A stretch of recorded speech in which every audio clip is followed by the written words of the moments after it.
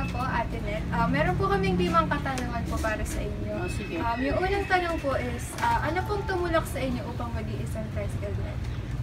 Kapos sa pinansyal, hindi kaya ng mister, kaya kailangan tulungan. Yung pangalawa naman po, gaano katagal ka na po nagpapasado ng tricycle? 4 years. Tama, 4 years. Tagal po pala. Anong pinakamalala pong karanasan nyo sa pagpapasada po ng tricycle? Ako po, nung isang linggo, naradyo ako. Sa 5 piso bayad ng estudyante. Yun lang, wala naman akong yun lang, yung nireklamo ko ng estudyanteng elementary na 5 piso lang ang binayad.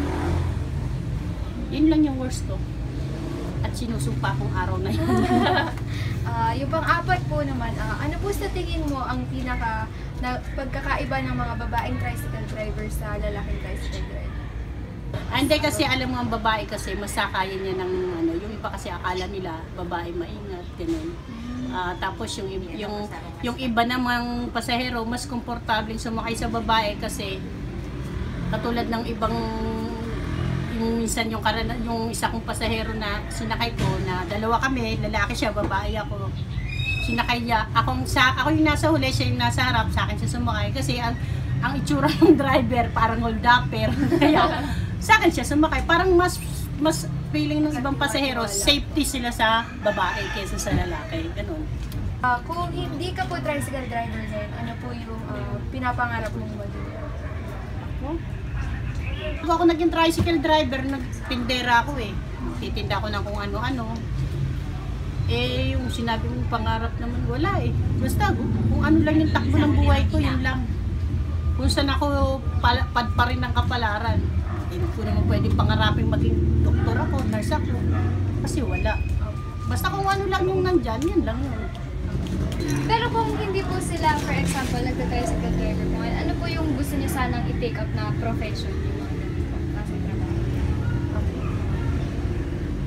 Wala eh, kasi talagang hindi naman ako nangarap pa ng since bata pa ako na may marating ako. Kasi uli lang lubos ako eh. Bata pa 9 years old lang ako, uli lang lubos na ako. Kaya hindi ako nangarap ng mas mataas pa sa kung ano yung dadalhin sa akin ng kapalaran. So yung pagka-tricycle driver niyo po, paano po siya nagsimula? Biglang pumasok na lang po ba sa isip niyo o may Hindi. sa inyo? Ano kasi hindi ko naman yung gustong pasukin kasi malakas naman yung negosyo ko sa pagtitinda. Ang problema, yung mister ko, inaabutan lang ako ng hindi sapat. Kaya sabi ko, ba't ito lang? Sabi niya, sige, subukan mong magbiyahe para malaman mo.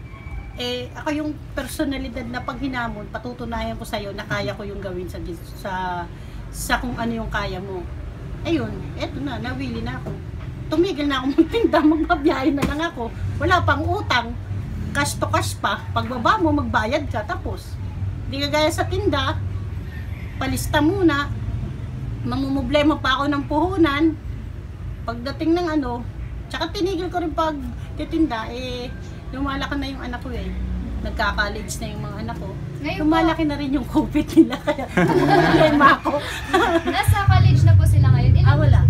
Nagtatrabaho sila. Nagtatrabaho na ba? Nakapagtapos na po? Yung isa tumigil, yung accountancy ko tumigil eh. Nasusot yata sa numero.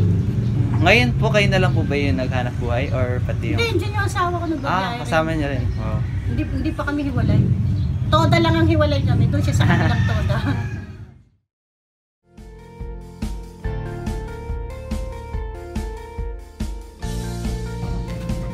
Pwede kumuha ng number niya. Bibigay ko sa anak kong binatag ko. Zoren, number mo daw, Zoren.